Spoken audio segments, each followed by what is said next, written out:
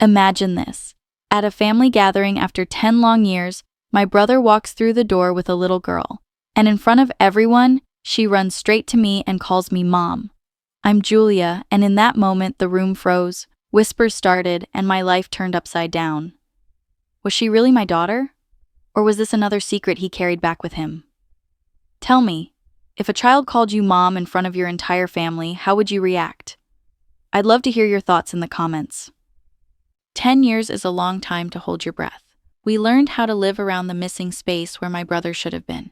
We put his photos in frames that faced inward. We stopped setting a place for him at Christmas. When neighbors asked, Mom said he was traveling. When I asked, Dad said, "Let it be." I did, mostly. I finished college, found work at an elementary school, paid my half of the rent, and tried not to measure time against an open door. The afternoon he returned, the house was already crowded.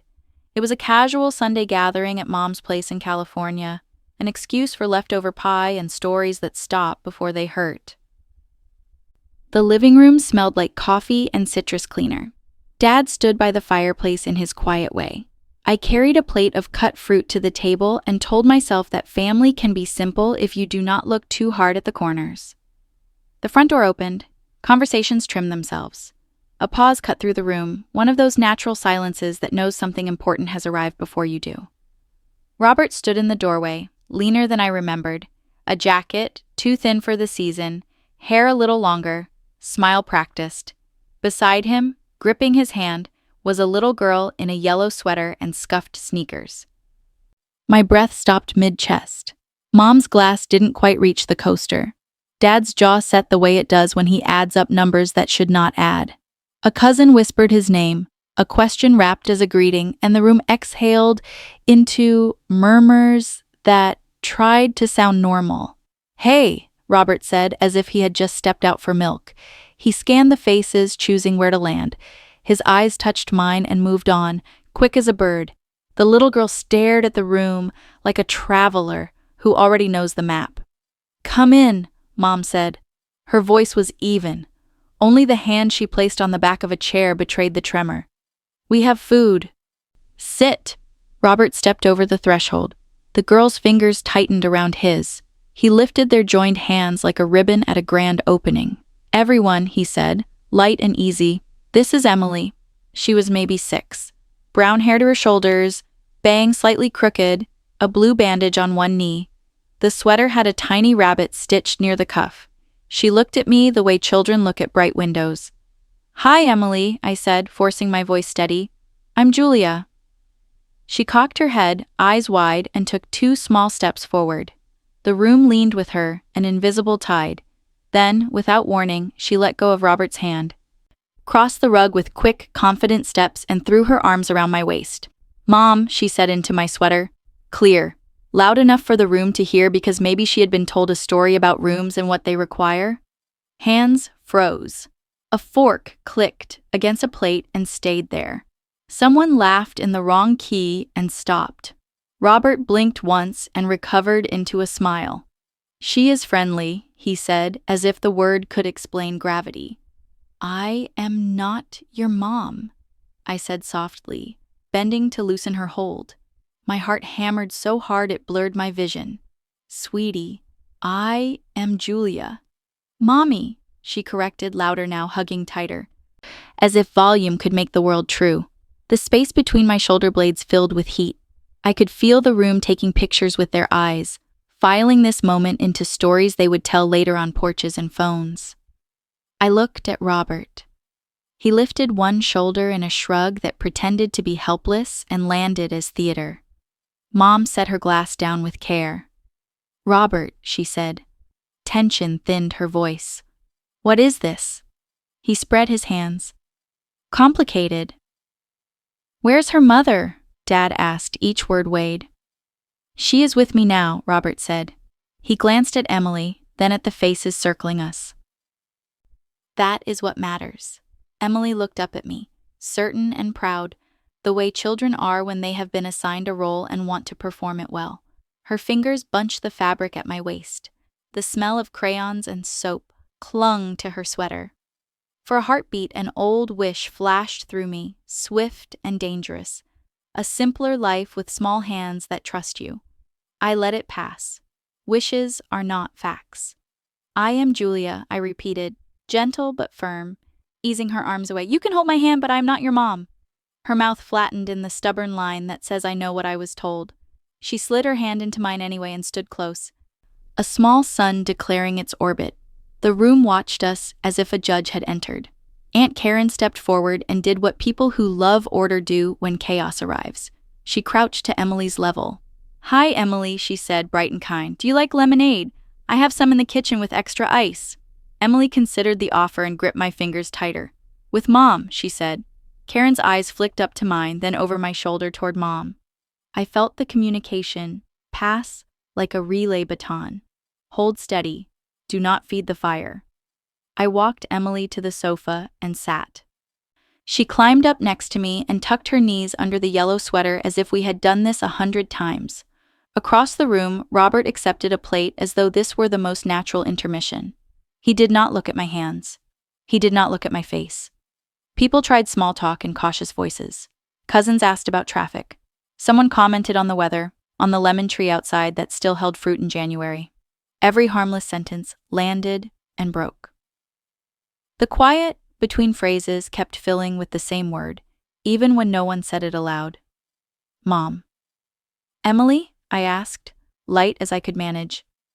What do you like to draw? Rabbits, she said, pointing to the stitched one at her cuff. And houses. And moms. The last word sat in the air like a pin. Mom stood with her hands folded. She has always been good at standing. Her mouth was set in a line I have known since childhood. It is the line that means she will be polite as long as politeness can carry a house, and after that, she will rely on rules. Robert, she said again, we will speak privately. Now. He lifted both palms. Of course, but Emily should get settled. She and Julia seem to have bonded. The sentence wrapped itself around the room like plastic. It stuck to every surface. I could feel heat bloom in my cheeks. I looked down at Emily's small hand in mine and wondered how long a false story needs before it becomes a memory. The doorbell chimed. Karen moved to answer it, and returned with the family's lawyer, Mr. Bell, who had planned to drop off paperwork for a separate matter. He froze at the scene, then rearranged his face into neutral. He nodded to Dad, to Mom, to me. His eyes landed for half a second on Emily, then skipped away. He knows how to pretend he has not noticed a plot twist. It is in his job description. I sat straighter. The camera near the entryway made its tiny, habitual click as motion passed. We had installed those cameras last year after a break-in on the street. They watch silently and store quietly. I felt a strange relief at the thought of the lens doing its work, capturing the exact angle of this moment. The small hand, the surprised faces, the practiced shrug. Facts, I told myself. Facts will matter later. Lemonade, Karen said again, softer now, offering a hand to Emily with that magic aunts have. And a cookie, if your dad says yes. Emily hesitated. She looked at Robert. He beamed. Go with Aunt Karen, he said. Mom will be right here. The word slid out of his mouth with the confidence of someone who has rehearsed. It hit like a thrown pebble and rippled through the room. Emily hopped down, squeezed my fingers once, and took Karen's hand. They disappeared into the kitchen, leaving the couch suddenly too large. I stood. My knees wobbled once and caught. Robert finally met my eyes. For a fraction of a second, the practiced smile fell. Something like calculation moved behind it. Then, the mask returned. We should talk, he said lightly. We will, I answered. I turned to find Mom, already watching me from across the room. The questioning in her face was not kind and not cruel. It was sharper than both. It asked a sentence without words and left no polite way to refuse. News travels fast when it flatters suspicion. By Monday, the story had sprinted across our family tree, changing shoes in every branch. A cousin texted a curious emoji and then pretended it was a mistake. An aunt left a voicemail with a prayer too pointed to be neutral. I went to work, taught reading and fractions, and watched my phone light up on my desk like a warning buoy. Mom invited me to dinner, just us, which in Mom's vocabulary means a small audience and large expectations. When I arrived, the dining room was set for 5. Candles, linen napkins, the good plates. David had come straight from the office, tie loosened. Sophia was already there, immaculate as a product shot, flipping her hair off one shoulder and arranging her glass so it caught the light. Robert sat at the end of the table with the posture of a guest who has mistaken himself for a host. We started with soup. Small talk tried and failed.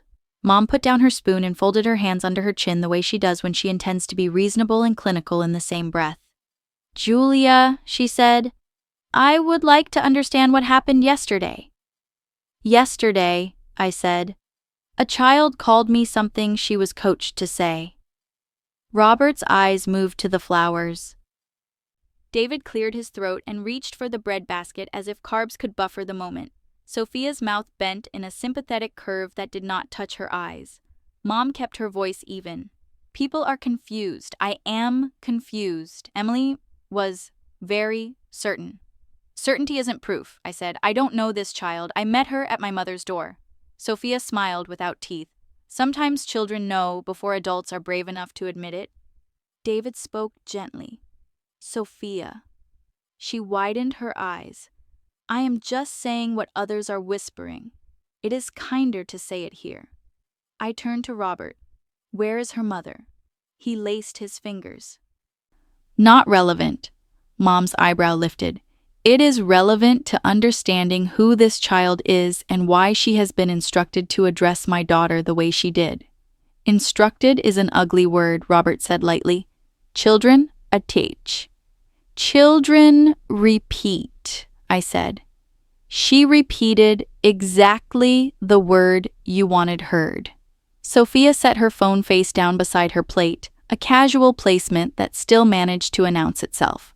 I noticed the microphone icon on the lock screen, the way the edges of the case were warm from a recent charge. I felt the prickle of being documented and kept my tone even. Mom sighed. "We are not a circus. Our lives do not need spectators." She looked at me again. "But we do need clarity. Have you—" She stopped, pressed her lips together and tried again. "Is there any history you have not shared with me that would explain what we saw?" "No," I said, and made the word full and simple. Sophia dabbed at the corner of her mouth and leaned in. "You have been very private since college," she said. "Some might call that admirable. Others might call it strategic. I call it adult," I said. "Strategic," she repeated softly, as if testing the sound. "In families like ours, money and image make people creative." David's jaw tightened. "Enough." Mom raised a palm. "Let Julia speak." "I already did," I said. "I am not Emily's mother." Robert tapped the table twice with his index finger, a rhythm I recognized from childhood when he was about to make mischief. "Truth surfaces," he said. "It always does. Sometimes you have to give it a moment." "Truth does not need coaching," I answered. He shrugged. "Neither do rivers, but we still build banks." We ate in a strained quiet. The roast chicken tasted like cardboard. The clock on the sideboard ticked too loudly. I looked at Mom's hands, at the fine tremor in her left, and realized she was not merely angry. She was afraid. Afraid of neighbors, afraid of church, afraid of the way a story can calcify around a woman and become her skin. "Practical matters," she said suddenly, as if reading from a list. "After the wedding, several gifts and checks were earmarked to support you while you finished your credential program. Given the uncertainty, we should review any funds that have not yet been distributed. It protects everyone." My fork paused halfway to my mouth. "Review," I said. "To ensure propriety," she said. "I will manage outstanding gifts and any accounts tied to you until this confusion is resolved." Heat climbed my neck. I placed the fork down. "You think withholding money will prove I am honest?" I think process protects us from emotion, she said. It assures the community that we are careful. The community, I repeated, tasting the word. Which part of the community will be reassured by my being treated like a liability? Sophia's voice slid in, satin over glass. It would also prevent rumors about opportunism. People are already talking. People talk because someone gives them lines, I said. She feigned surprise. Are you accusing me? I am observing you, I said. There is a difference. Robert laughed softly, the polite kind. Let's not make this a tribunal. It became one at the door, I said. I did not open that court. David reached for my hand under the table, squeezed once and let go, a gesture both loyal and frightened. He looked at Mom. Maybe there is not the moment to reorganize money. Mom's eyes cooled. Better now than after more damage is done. Sophia's phone buzzed against the plate and then stilled. No one looked at it. We all looked at it. The screen showed the faint reflection of the chandelier, a little halo around an instrument that could turn a room into a file. I breathed in and out, the way I teach second graders to breathe when spelling defeats them. Fine, I said quietly. If review calms you, review. You will find what I said is true. The room loosened by a hair. Mom nodded, a small, reluctant dip. Thank you. I lifted my water. My hand shook against the glass, a tremor that made the ice clink like a bell. I set it down before I spilled. Sophia leaned back and gave me a look that was almost admiring. Composed, she said. I value composure. Honesty makes composure easier, I answered. She smiled. We will see. Dessert arrived, store-bought pie rescued by whipped cream. Conversation tiptoed to safer topics. We made sentences about traffic and weather as if vocabulary could rebuild trust. While Mom and David collected plates, Robert stood, rolled his shoulders, and moved toward the hallway. He paused, framed by the doorway, and turned back to me with that thin smile that pretends it is kindness. The truth will surface, he said, almost cheerful now as if he owned the river. Then he disappeared down the hall. I looked at Sophia's phone, face down, warm as a secret, and felt the shape of a new decision form. If anyone in this house insisted on recording me, I would start recording too. I began to notice the way Sophia arranged a room. She never raised her voice. She raised the temperature. A tilt of her head could turn a question into an accusation without moving a single verb. By the time we reached the small gathering at a cousin's house, potluck on the patio, paper plates, a string of lights sagging in the middle, her phrases had already taken flight. She only wants money. She is playing the long game. People repeat what sounds tidy. I arrived with a salad and a promise to myself. Find an ally, or at least the outline of one. Aunt Karen was there early, sleeves rolled, stirring lemonade in a glass pitcher that caught the sunlight. She always seems to know where the quiet work is. She kissed my cheek and asked about school. I answered in simple words and watched the door. Sophia floated in, 10 minutes late, slick as a magazine page. She wore pale blue and a smile that apologized for nothing. She greeted the hosts, admired the dog, then positioned herself at the center of a floating circle as if she were a compass, and the rest of us were trying to remember north. I felt my shoulders rise and force them down. You cannot fight a breeze by stiffening. You break it by not giving it anything to catch. People settled under the string lights. Plastic forks clicked. Stories started and stalled. Sophia waited for a lull and then offered one of those benevolent comments that paint kindness over a hard wall. Family is messy, she said, soft and wise. We should not judge. We should simply protect what our parents built. A cousin nodded. Another murmured amen and passed the potato salad. I kept my face easy. Karen watched me over the lemonade, her expression unreadable in the way that means she is storing details for later. Sophia turned to me with a look that read as sisterly concern to anyone not fluent in subtext. How are you, Julia? She asked. It must be overwhelming. New responsibilities, new attention. Teaching 22nd graders cures overwhelm, I said. By noon, you either breathe or you faint. Laughter sprinkled the table. Sophia let it pass, then tucked a darker thread into the cloth. I admire your composure, she said. Some people would be tempted to lean on family in, strategic ways. She lifted her cup. Thank God we have structure. It keeps money from becoming a temptation. The word money landed with a neat thud. Eyes flicked, then pretended not to. I took a calm sip of lemonade and gave the conversation something harmless to step on. Structure is wonderful, I said. It also keeps you from losing the ladle in the punch bowl. People smiled. Tension dipped. Sophia let her gaze drift toward the host's bookshelf visible through the sliding door. Of course, she added lightly, when there are children involved, lines blur. People make choices. Sometimes they regret them later. Sometimes they double down. I recognized the move. She had placed me on a quiet little trial and was offering the jury a closing argument disguised as weather. I set down my cup and spoke in the tone I use when two students reach for the same crayon and both insist it is red. I agree that children should never be used to make a point, I said, or to win a dinner. Aunt Karen's mouth curved, quick and small. Someone at the end of the table coughed, then laughed, then pretended the laugh was for a different joke. Sophia smiled like a ballerina at the end of a difficult turn. You have such a way with words, she said. I suppose that is why people listen. People listen to the person holding the microphone, I said. The trick is remembering who handed it to her. This time the table laughed out loud.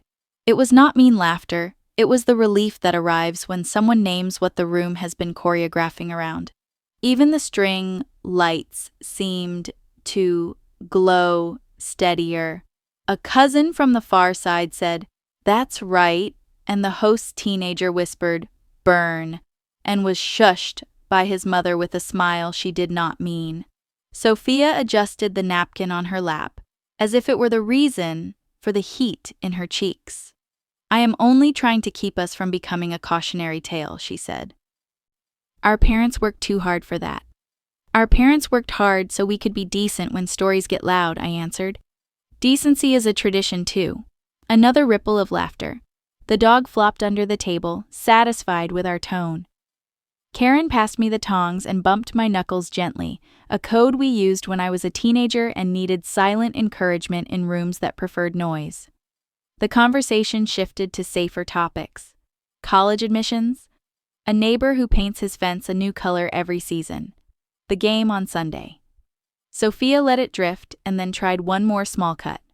What I fear most, she said, is opportunism wearing sincerity. It confuses good people. It does, I said. Luckily, good people eventually ask for receipts. Karen decided the moment had ripened. She clinked her spoon to the pitcher. Speaking of receipts, she said, brightly, who brought the brownie recipe from last Christmas? I have never been able to make mine set. Everyone turned toward dessert. Tension released like a knot under warm water. Sophia's eyes met mine across the table, polite, bright, and, briefly, unsure. I did not hold the look. I handed the tongs to the teenager and complimented the potato salad like it had won a prize. As the party thinned, people hugged in the doorway and repeated harmless promises about brunch. The lights hummed. Crickets worked the edges of the yard. Sophia left in a tidy cloud of perfume, offering me a smile with no teeth. I walked the empty plates to the kitchen. Aunt Karen followed, dried her hands on a dish towel, and stood close enough that no one else could hear. You're not alone, she said near my ear, plain as bread. Keep your notes. Keep your calm. When the time comes, bring both. I nodded. My throat tightened in the way it does when relief sneaks up disguised as instruction. We stacked plates, rinsed bowls, and put the room back the way it should have been. On my way out, I passed the sliding door and caught my reflection. My shoulders were level. My mouth was soft. I looked like someone who had just found the shape of a small, important yes. Robert avoided my questions the way a veteran driver glides around potholes. No swerve, no brake lights, just a quiet change of lane. After the cousin's patio party, I asked him to step outside. Mom's balcony looked over the lemon tree and the driveway where neighbors lined up their sedans in polite rows. The air smelled like citrus peel and furniture polish. Inside, the dishwasher hummed. Outside, dusk thinned the sky to a careful blue. "I'd like to talk about Emily," I said. He rested his elbows on the railing, studying the street as if it might produce a better answer. "There will be a time for that," he said. "You'll understand someday." "That's not an answer," I said. "It's a stall." I moved beside him so he had to look at me or stare at his own reflection in the sliding glass door.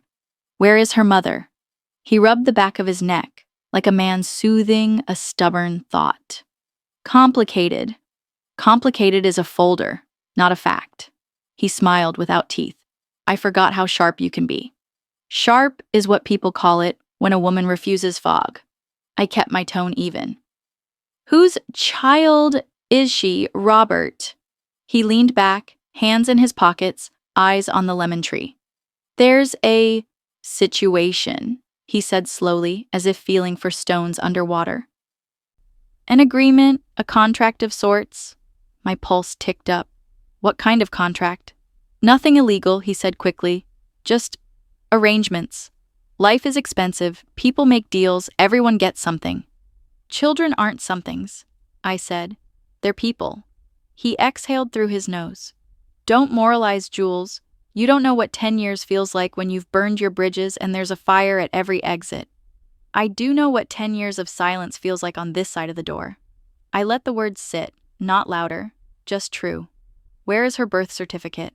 A flicker crossed his face. "Paperwork takes time." "That isn't a yes," he shrugged. "Sometime next month." "You just said time. Now you're saying a date." I tilted my head. "Which is it?" His jaw shifted. "You always enjoyed debate club." I enjoyed facts. I held his gaze. "If Emily is your daughter, say so. If she isn't, say that. If she is, where is the record? If she isn't, why is she calling me Mom?" He looked past me to the kitchen where Mom moved like a metronome between sink and counter. His voice softened. "You ever think maybe it helps her to have a word for safety? Then give her the right word." I waited.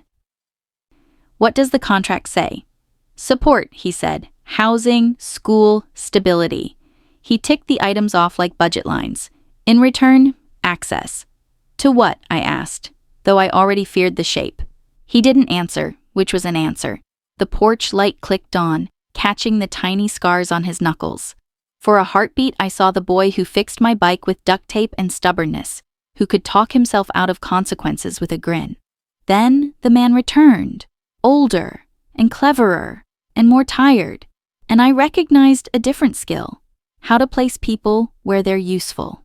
"Robert," I said, "is Emily legally placed with you?" He hesitated. "Is there an official guardianship? Any filing? Any judge's signature? Her doctor? Her school?" He stared at the lemon tree. When he spoke, the sentence fell out short. "There isn't a birth certificate in hand." "In hand," I repeated. "Is there one anywhere?" He rubbed his wrist. "There's a record," he said. "Somewhere. It's complicated." I stepped closer so he couldn't dodge with distance. "No more fog. Do you have a document that names a mother?" He swallowed. "Not one you can see." For a long moment, neither of us spoke. Inside, a plate clinked. Somewhere down the block, a dog barked and then decided against it. I felt anger rise, bright and clean, stripped of the shame that had attached itself to me since Emily first reached for my waist. "You brought a child into this house and weaponized a word," I said. "You knew what Mom would do in a room like ours. You knew exactly how it would land." He lifted his palms, peacemaker's pose. "I knew it would make you listen." "Then listen back," I said. "Whatever you signed, whatever you promised, you don't get to draft me into it." He dropped his hands. "I'm trying to keep us all afloat. By tying weights to my ankles," I said. He laughed once, small and dry. "You always did love poetry." "I love receipts," I said. "And signatures. And names that match records." He straightened, a flash of irritation running under the skin. You think you're the only one who can keep a ledger. I'm not a villain, Jules. Then stop acting like a magician, I said. No more smoke. Bring paper. He pushed away from the railing. You don't get to decide my timeline. You invited the clock when you walked through that door, I said. You invited the crowd when you taught her that word. He tried a different tack, voice dipping to something almost tender. You were always the steady one, the fix-it girl. I thought that I'd fix this, I finished. No. He nodded once, as if I had just confirmed the hypothesis he preferred. You'll understand someday, he repeated, softer now. Almost kind. It's still a stall, I said.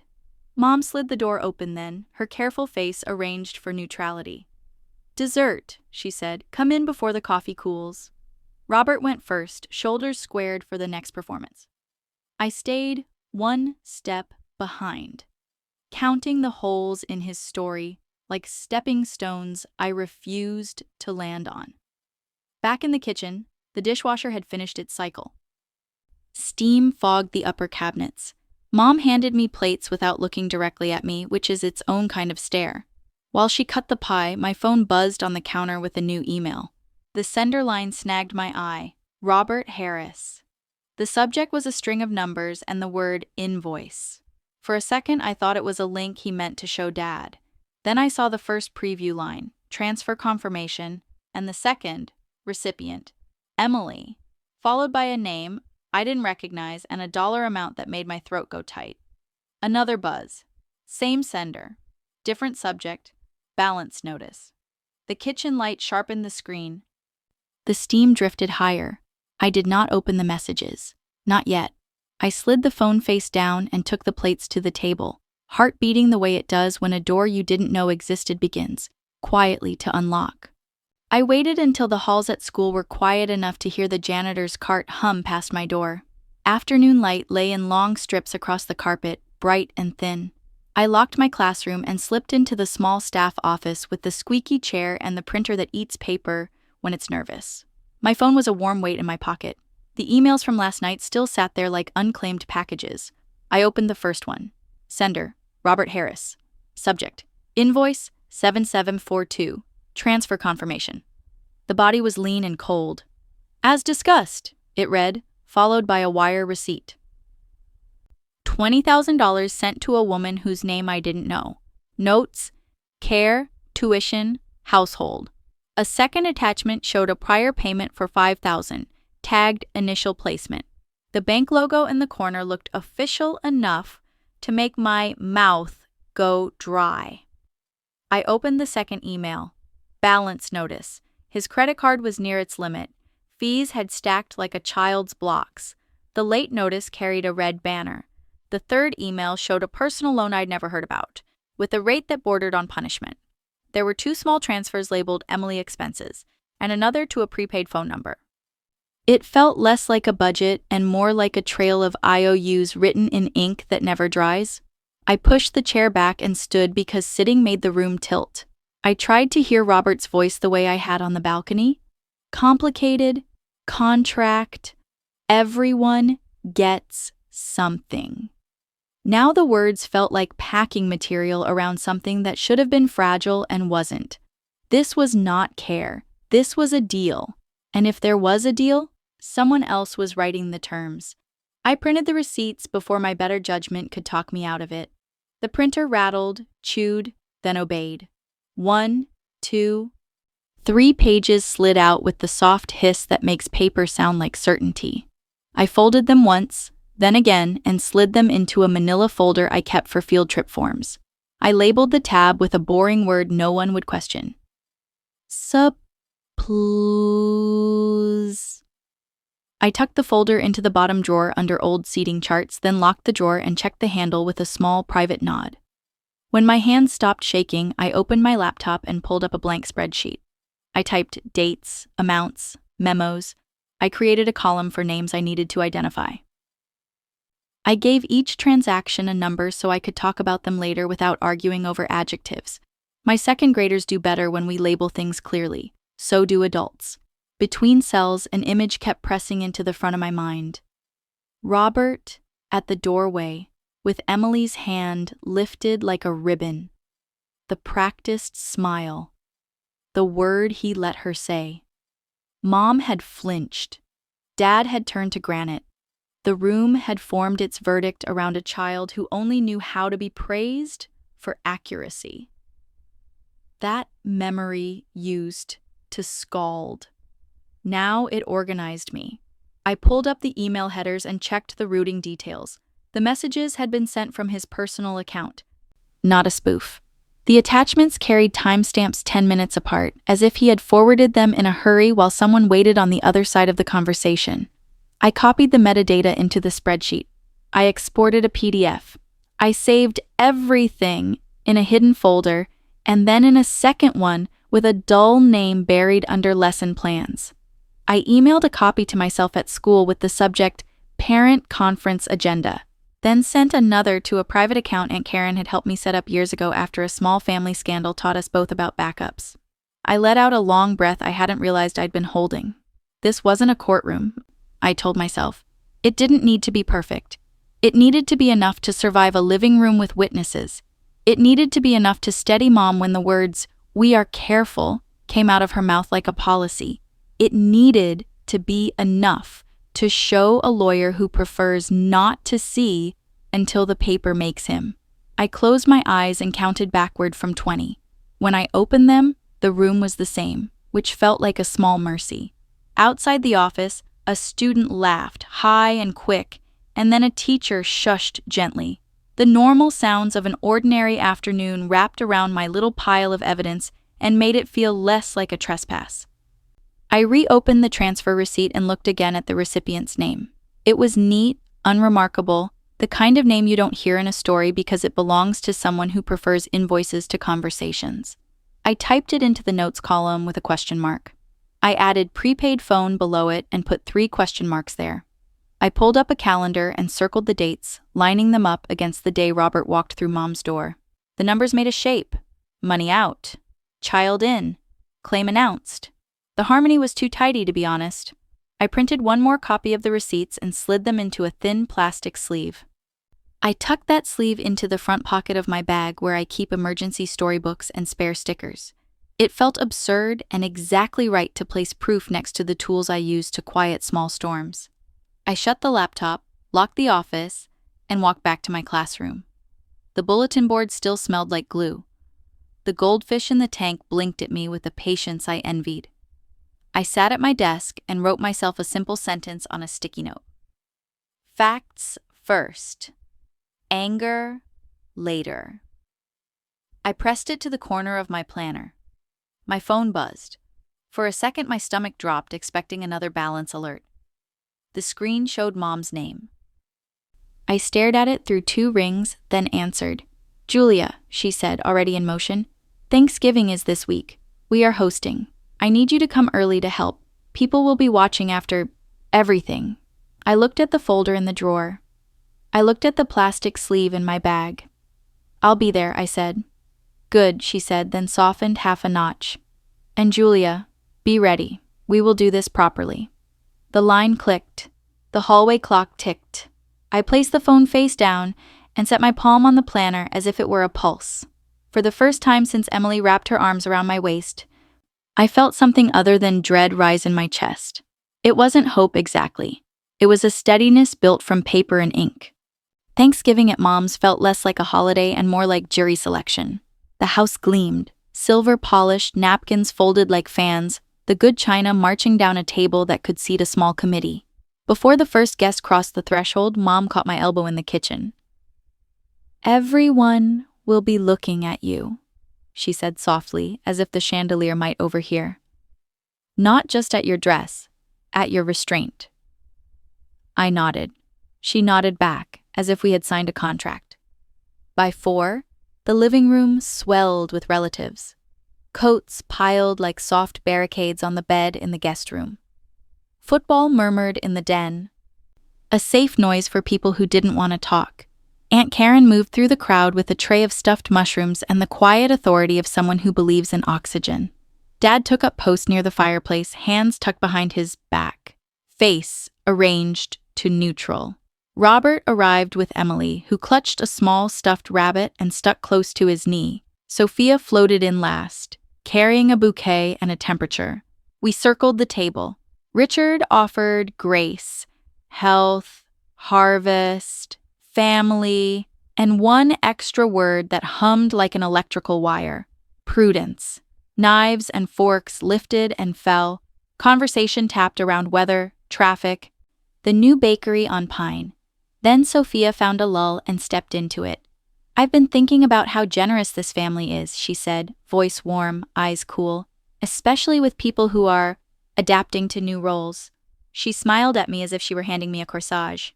"It would be tragic if anyone mistook that generosity for opportunity." A fork paused midair 2 seats down. Someone refilled their water with too much focus. Aunt Karen sipped and waited. I inhaled the scent of sage and butter and reminded myself that kindness and silence are not synonyms. "I appreciate generosity," I said evenly. "It makes rooms livable." Sophia's lashes lowered. "Of course, and structure keeps them safe. That's why clear lines matter when estates are involved. Feelings can be so expensive." Mom set down her glass too gently. "Sophia," she said in a careful register, "this is dinner." "It's dinner," Sophia agreed, "and also a family. People are whispering already. They worry about confusion. Money draws confusion like porch lights draw moths." "Then perhaps," Aunt Karen said pleasantly, "we should turn off a few porch lights. Privacy is free." A ripple of laughter loosened shoulders. Sophia absorbed it and kept smiling. "Privacy is lovely. So is transparency when a child is involved. A child changes all the math." Emily perked up at the word child and patted the rabbit's ear. She looked at me with frank interest, as if waiting for the line I would get to say in this play. I set my knife down and folded my hands.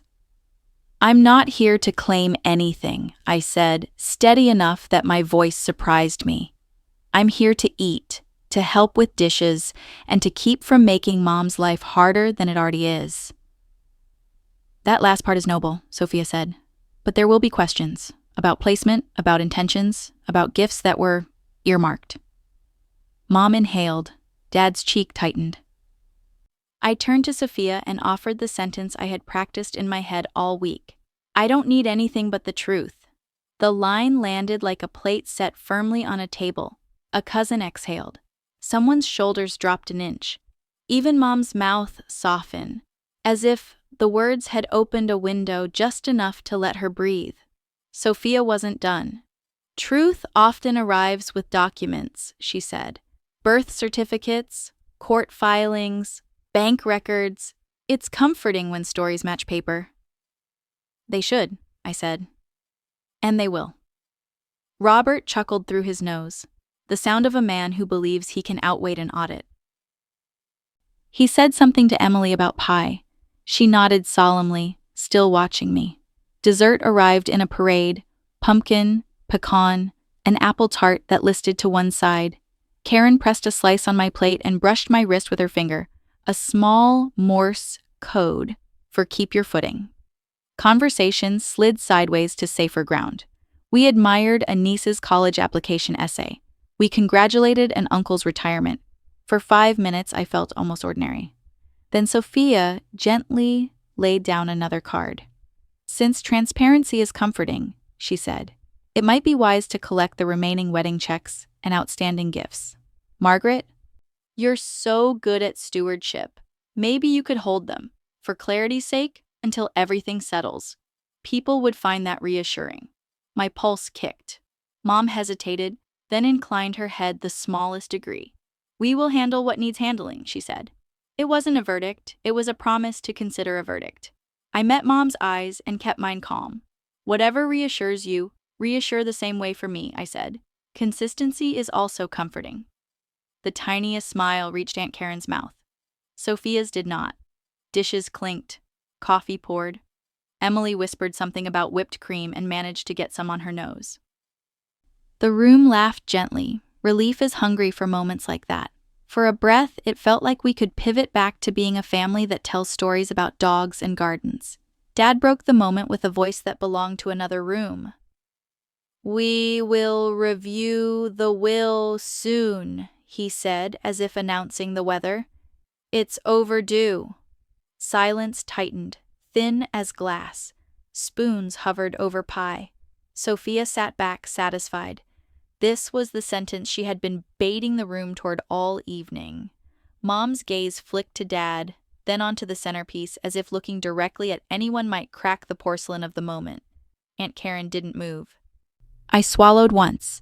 The word will hummed like a tuning fork in my ribs. Behind me, in the hall, the security camera made its tiny tick as someone passed. It comforted me, absurdly, to think of a quiet lens catching how people arrange their faces when money is mentioned. Paper remembers better than opinion. Emily licked the cream from her lip and looked between Robert and me as if waiting for a signal that none of us knew how to give. I folded my napkin and placed it beside my plate, as if I were setting down a gauntlet made of linen. "Soon," Dad repeated, neutral to the point of cold. "We'll do it properly." I let the room absorb the sentence and did the only thing I could control. I stood to help clear dishes, and when Aunt Karen met me at the end of the table, we lifted the weight together. Dad's sentence from Thanksgiving hung over the next family gathering like a low ceiling.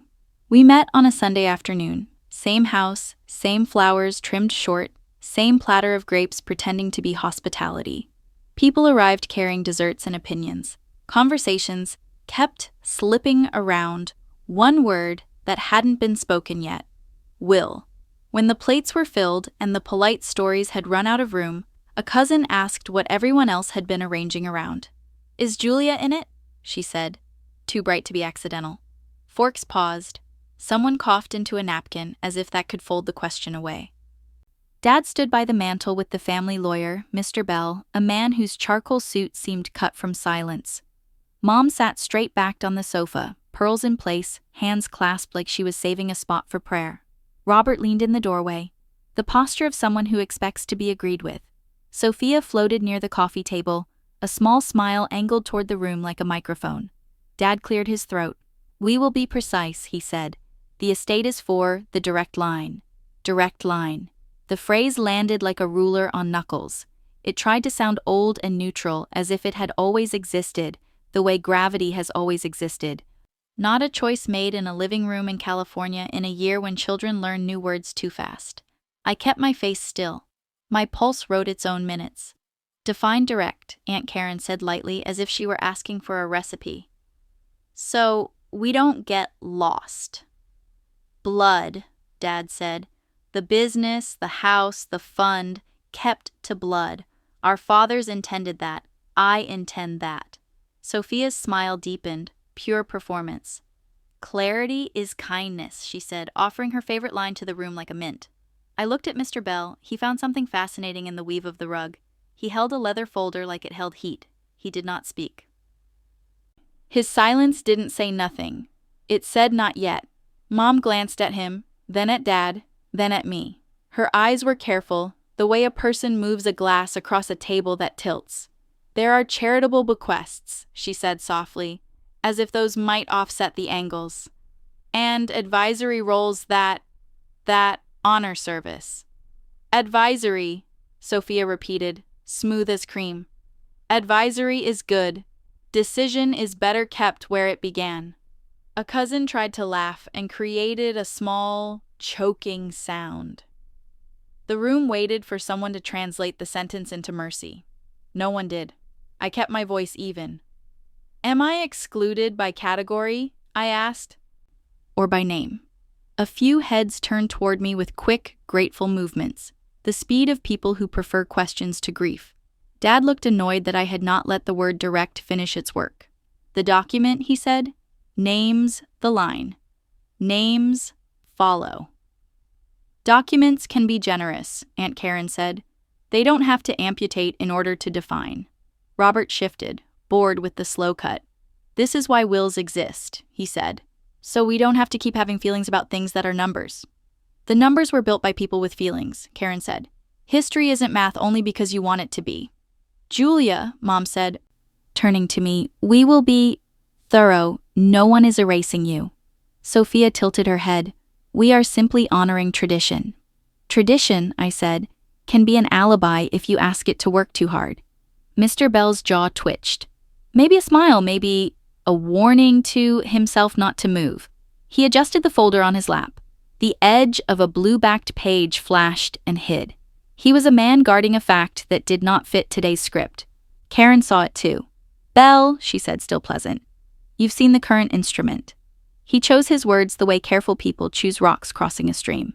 "I have seen several versions." "Several," Karen repeated, tasting the word. Dad bristled. "The one that governs is clear."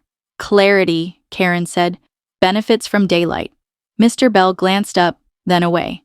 "As executor, I abide by the most recent properly executed document." Sophia clapped softly once.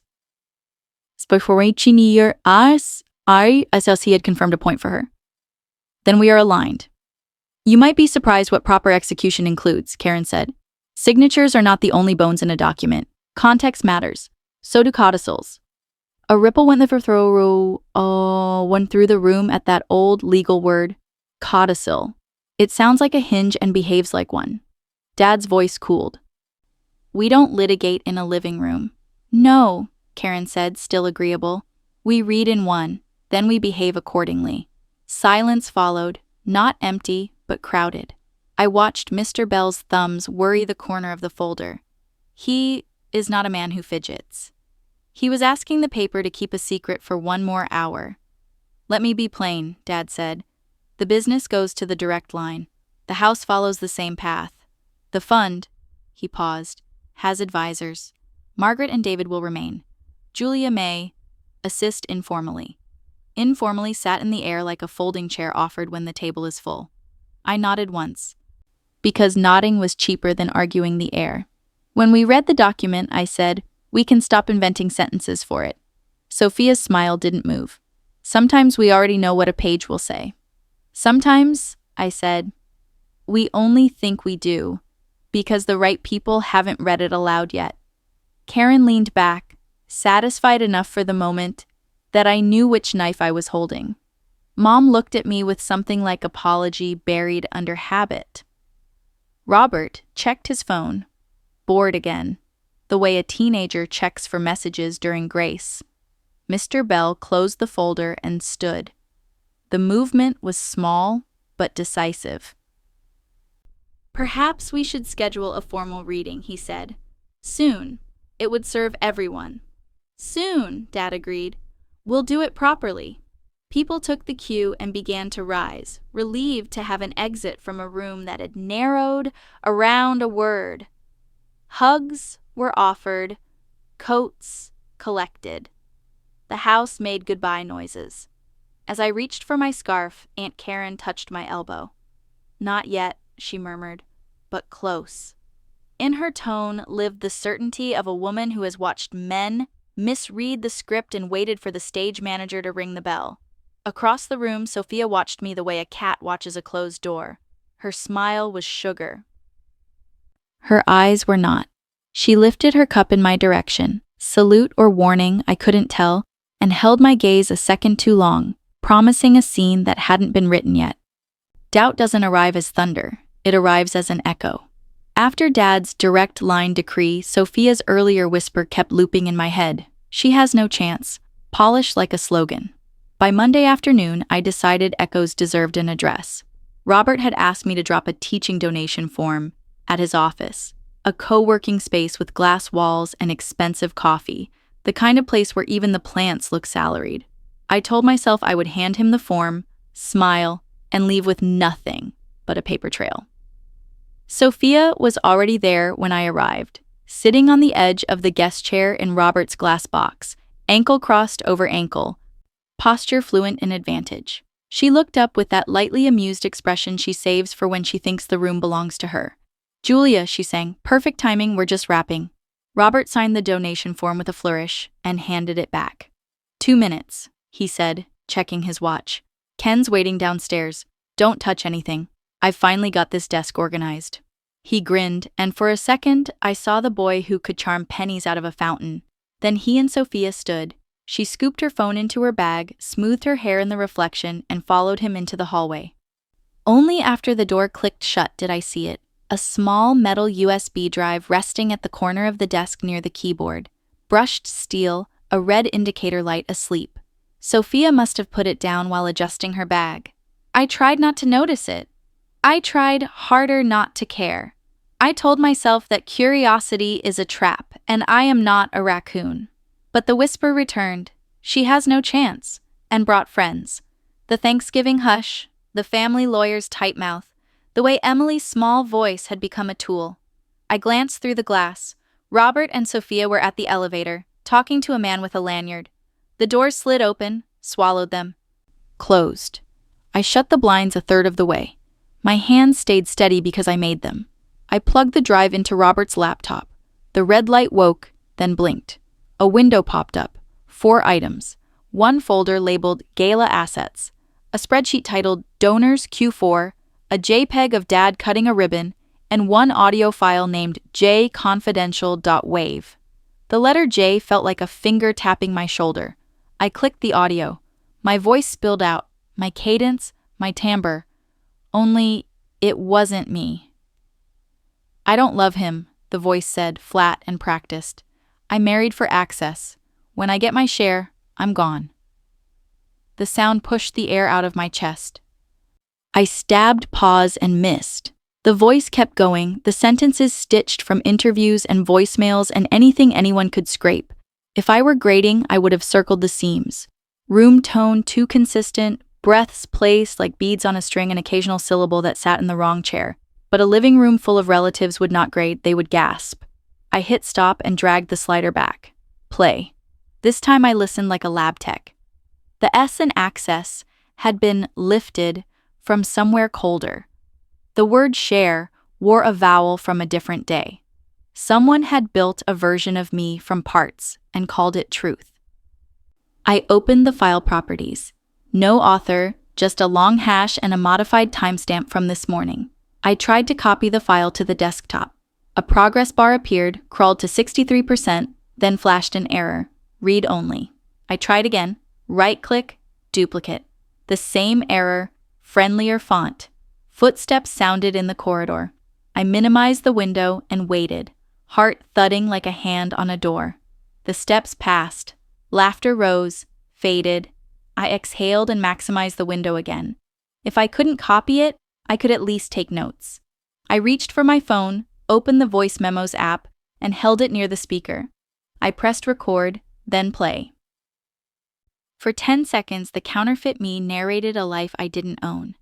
Then the laptop blinked, the audio stuttered, and a small black box appeared in the corner of the screen. Secure Auto Purge enabled. The audio stopped. The file name flickered. The window refreshed itself with a soft, almost apologetic chime. jconfidential.wav vanished. In its place, a text file surfaced and flashed open. tempcleanup.log. 2 lines of code, scrolled like a shrug. Then, it too erased itself. The folder now held only the Gala assets, the donor sheet, the ribbon-cutting photo smiling its permanent smile. My recording caught 3 seconds of silence and my own sharp breath. Useless. The office door handle turned. I yanked the blind cord once, closed the laptop halfway, and pretended to study the donation form. Robert stepped in with Sophia just behind him, both of them wearing the faces people put on when the world keeps agreeing.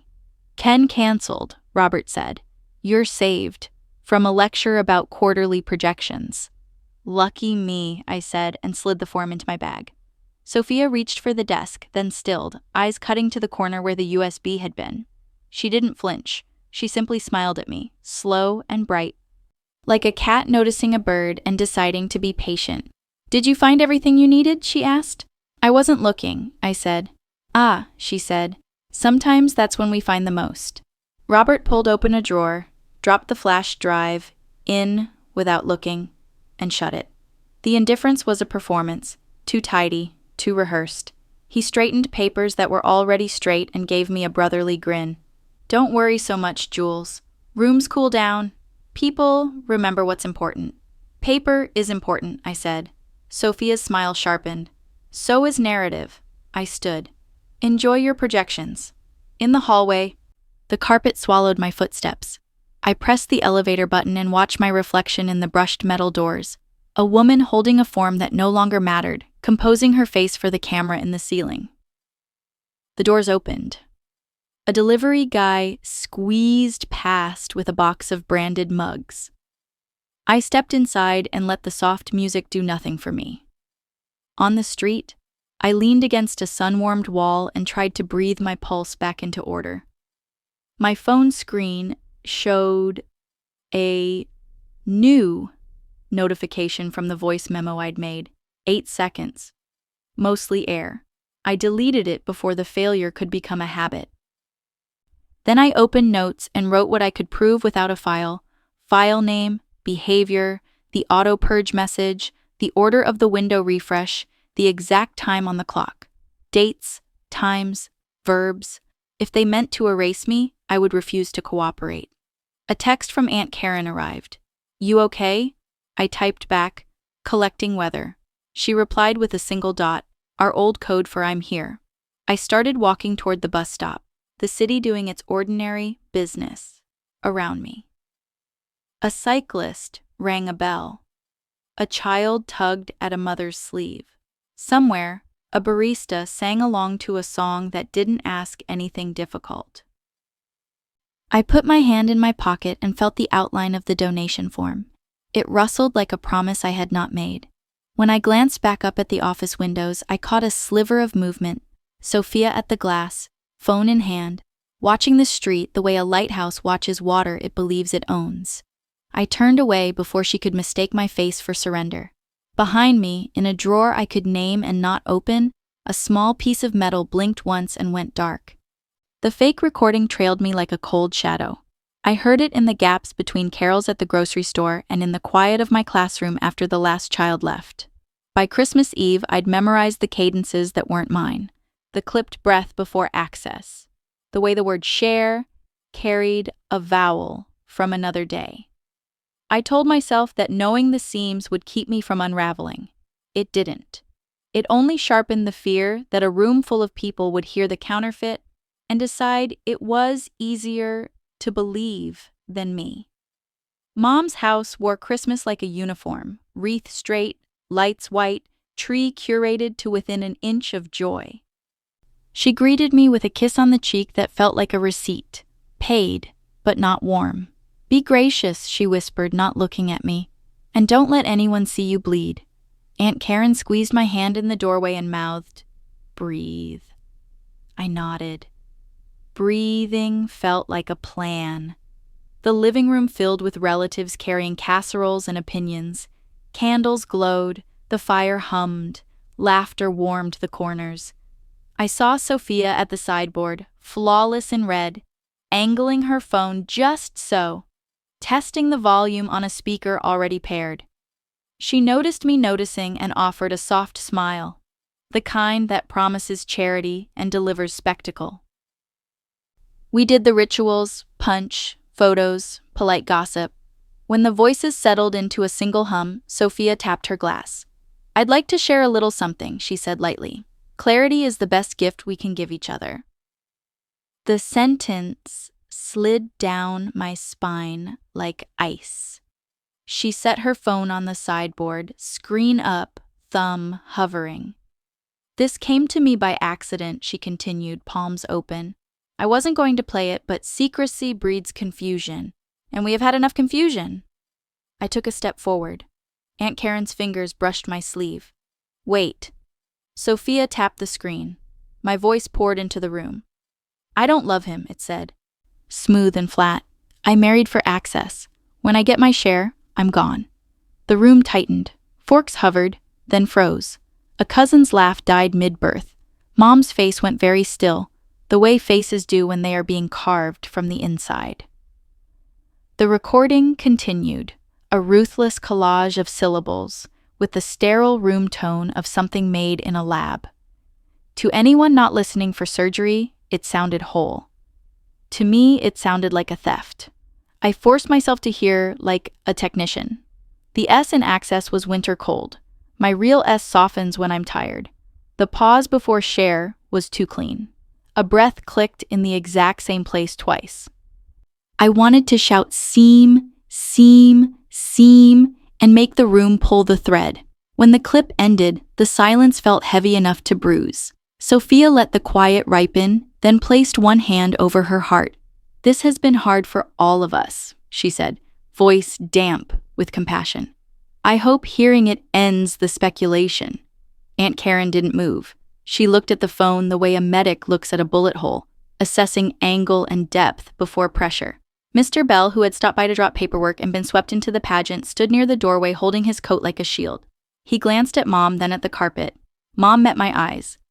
Her expression wasn't fury. It was worse. Doubt dressed as duty. I felt the old child in me stand up and beg. I told her to sit down. I am not a child, I thought. I am a woman in a room with a fake. Turn it off, I said, my voice low. Sophia tilted her head. People deserve context, she said. We've all weathered rumors. Turn it off, I repeated louder. My hands trembled and I let them. She tapped pause, then gently, theatrically, set the phone face down. I'm sorry, she said to the room. I hate being the one to do this, but light disinfects. Light reveals, Aunt Karen corrected, calm as a level line. Disinfectant requires a diagnosis. Sophia smiled at her and then back at the audience. You hear Julia's voice, she said. You can judge intentions for yourselves. Voices can be built, I said. That file is spliced. The room tone is identical from start to finish. The breaths repeat. If you slow it down, you'll hear the cut lines. Mom's jaw softened, barely. Julia, I'm not asking for benefit of the doubt, I said, pulse loud in my ears. I'm asking for time to bring proof. If we're going to disinfect anything, let's start with evidence. Sophia's laugh was gentle and condescending. What proof would you accept other than your own denial? The original file on your phone, I said, and the words surprised even me with how clean they came. The metadata, the app that generated it, the chain of custody. We can start there. For the first time since she pressed play, something flickered behind Sophia's eyes. She recovered quickly, turned to the room, and offered a shrug meant to be gracious. I wish I could share the source. Protecting friends is a principle I won't break, even for family. What a convenient principle, Aunt Karen said mildly. Mom lifted a hand for quiet that no one had disturbed. Enough for tonight, she said. This is Christmas Eve. Exactly, Sophia replied, too sweet. And clarity is a kindness on holy days. She reached to replay the file. I moved faster than my fear. Don't, I said, loud enough to cut through him and habit. Every head turned. Emily, on the rug with her rabbit, looked up, confused by the adult game where words matter too much. Julia, Mom warned, but softly now. I stepped closer to the sideboard, palms open, not touching the phone. That is not my voice, I said to the room, each word placed like a stone. It is my tone and my breath stitched to sentences I never formed. Some of you will find it easier to believe a tidy lie than a complicated truth. Believe whatever lets you sleep, but I will bring proof. And when I do, I expect apologies to be as public as this performance. The air shifted, a small pressure change before weather breaks. Aunt Karen's mouth tilted, almost a smile, pride held in check. Mr. Bell adjusted his grip on the coat, watching me the way lawyers watch a witness who has just discovered her backbone on the stand. Sophia's cheeks lifted. Threats don't become you, she murmured. Neither does forgery, I said. We stood like that for a long second. The tree lights blinking their programmed rhythm, the fire whispering its old story. Somewhere down the hall, the security camera ticked. It comforted me to remember that a lens had watched her press play. Mom closed her eyes briefly, then opened them as if the lids had been heavy. She looked at me and I saw the battle in her. Habit versus blood, pride versus fairness. Please, she said, to the room, to me, to the night. No more. Sophia placed a hand on her chest again. Of course, she said, and turned the phone face down with a small, satisfied pat. I felt the words gather at the back of my throat, bright and hot. refusing to be trimmed for politeness. They arrived whole and left no room for doubt. "It's fake," I said, clear enough to shake the ornaments. "Do you hear me? It is fake." I woke the next morning with a decision instead of dread. I would stop defending myself against a story someone else wrote and start collecting the pages they'd left behind. David's confused eyes from Christmas Eve kept replaying in my mind. Loyal, torn, pleading for something solid to hold. If I wanted anyone to hold the truth, I had to hand it to them. Sophia kept an office near a coffee shop with tall windows and small tables, a place designed for people who like to be overheard. I'd seen her there twice, laughing a little too loud, checking her reflection in the glass like it were a camera she needed to feed. I arrived just before noon and chose a corner half hidden by a potted plant gone feral. I ordered tea I didn't plan to finish and set my phone on the table with the voice memo app open, the red circle sleeping like a second heart. She came in at the 12:15 with a friend from the fundraiser world, all sleek hair and bright earrings. They ordered identical drinks and slid into the diagonal table in front of me, close enough for their confidence to cross the aisle. Sophia placed her phone face up, then, out of old habit, face down again.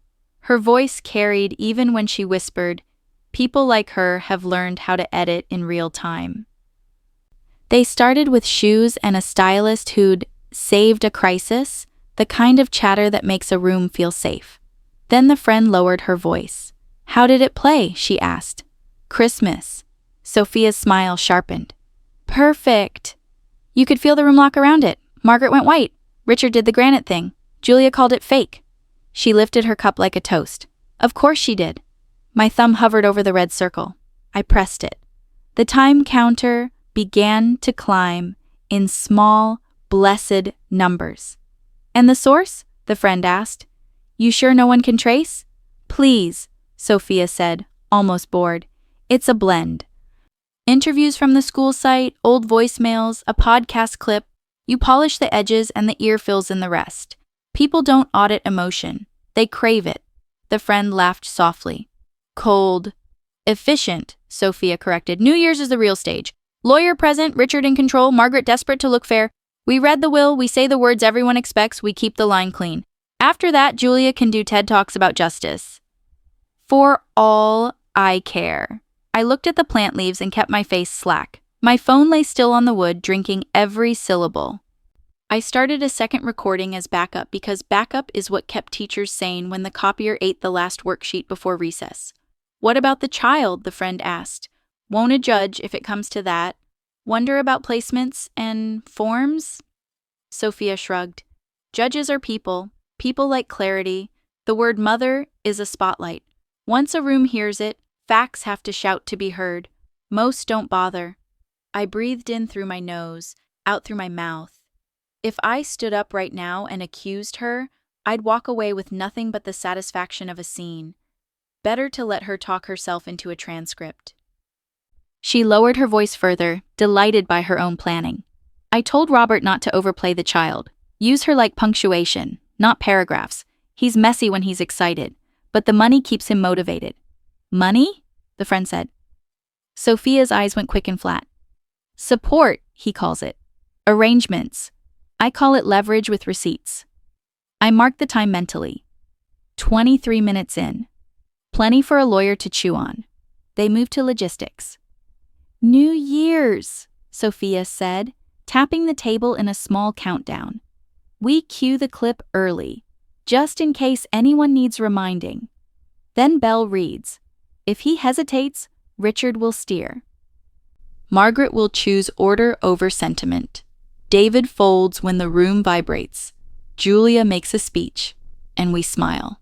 The friend sat back, impressed. "You really hate her." "I don't have to," Sophia said, watching her reflection in the window. Narratives don't require hate. They require control. I stopped the recording, saved it, then saved it again.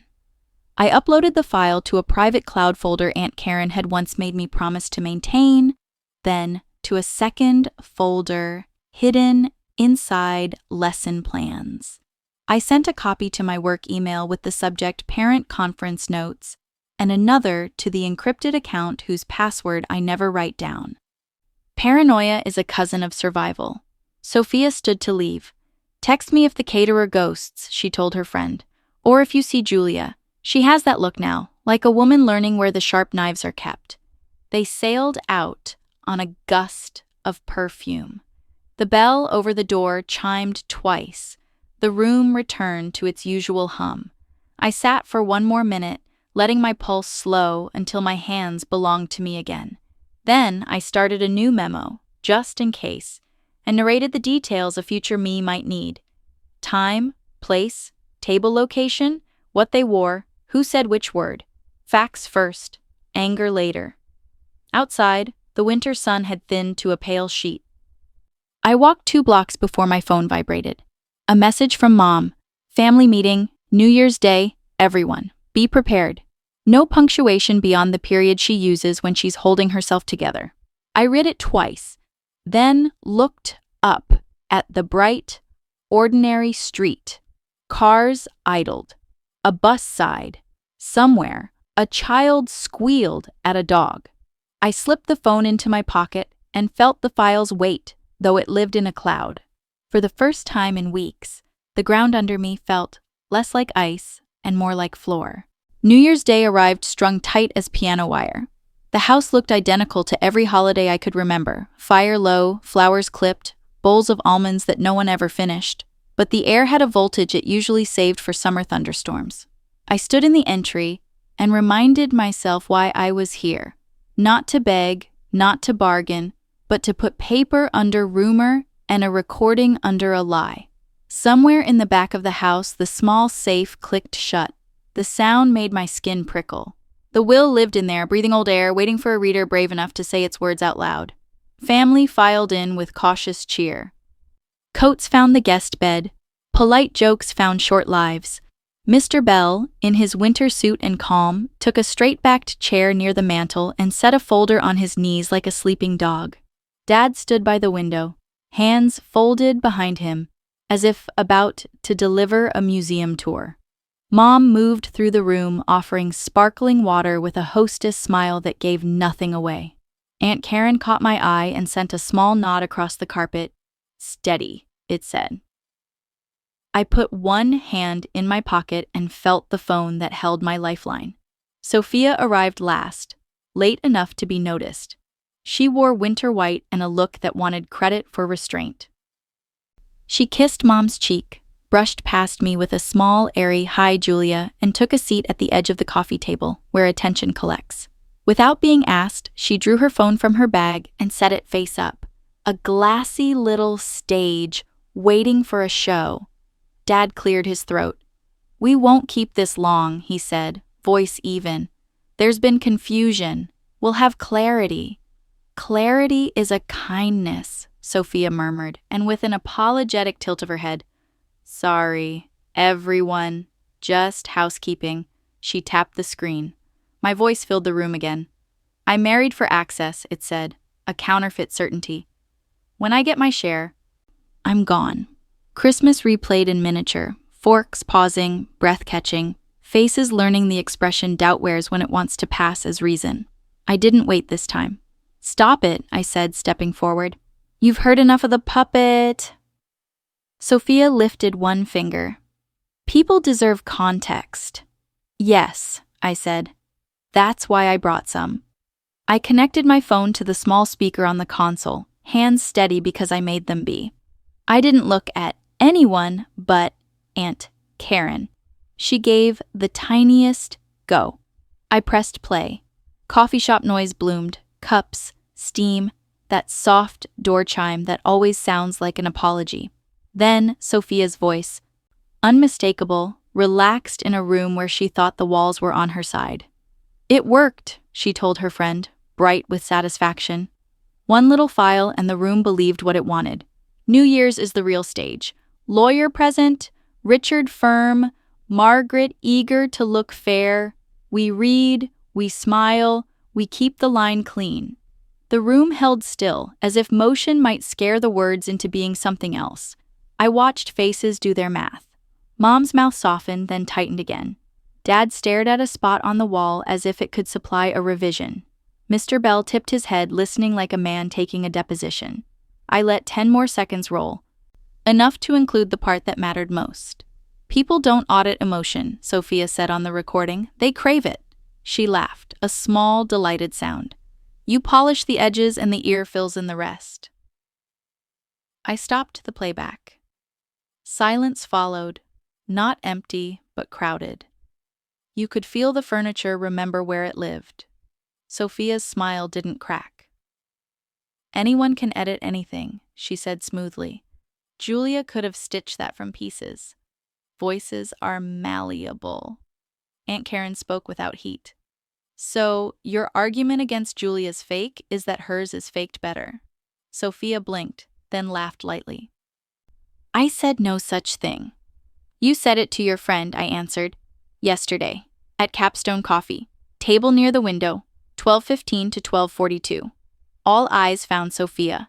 For the first time since Christmas, something rippled across her face. Surprise, annoyance, a quick scan for exits. She recovered fast. This is grotesque, she said. Spying on family. Defending myself, I said. In a family that prefers theater to truth. Mr. Bell cleared his throat. Chain of custody matters, he said measured. A direct recording of a public conversation carries a different weight than an anonymous file with no provenance. Provenance, Aunt Karen repeated, smiling a little at the old-fashioned dignity of the word. Sophia leaned back, feigning boredom. Are we in court now? Not yet, Karen said pleasantly. We're in a living room where people pretend they don't know what they just heard. Mom's eyes moved from me to Sophia and back, like someone trying to read in a moving car. She didn't apologize. I didn't need her to. Not yet. What I needed was the room to stop pretending that belief was a virtue. Belief without evidence is just theater with better lighting. I lifted my phone again. There's more, I said, not pressing play. About money described as leverage. About using the word mother like punctuation. I don't think we need to hear it today. We all understand the point. I set the phone down. The room breathed. Dad looked at Mr. Bell as if his next sentence might reassert gravity. Mr. Bell folded his hands. Perhaps, he said, we should proceed to the matter that has everyone so invested, the document. Sophia's eyes flashed. This was the door she wanted. Yes, she said brightly. Let's end the doubt. Dad nodded once. Brr. Crisp. Fine. We'll read it. He turned toward the hall. Bell, get the envelope. Mr. Bell rose, left, and returned with the fireproof pouch that always makes families quiet. He set it on the coffee table. The zipper sounded too loud. Dad reached for the brass key that hangs on the little sailboat hook by the pantry. For a heartbeat, I saw him hesitate. Habit against fairness, performance against paper. Then he fitted the key and opened the pouch. He didn't pull the document out yet. He looked at me, then at Sophia, then past us all to the window where Winterlight laid a thin rectangle on the rug. We read, he said, voice gone colder. And we stopped playing games. That, Karen said softly, would be lovely. I felt my shoulders drop a fraction. The recording on my phone felt heavier than its size, like those small stones people carry out of rivers to remember how they crossed. The will waited in the pouch. The room had heard the admission it needed to hear.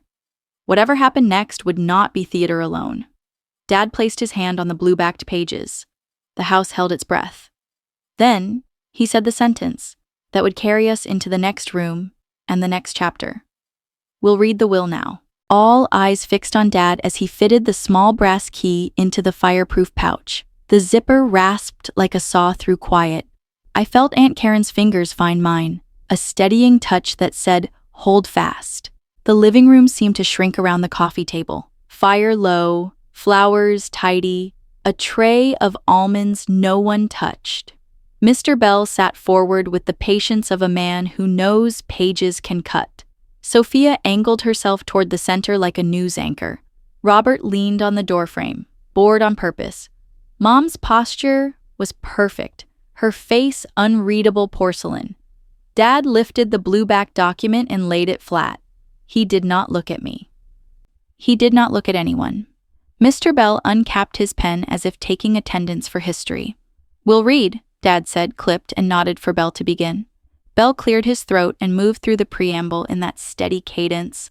Lawyers learn to keep panic from borrowing their mouth.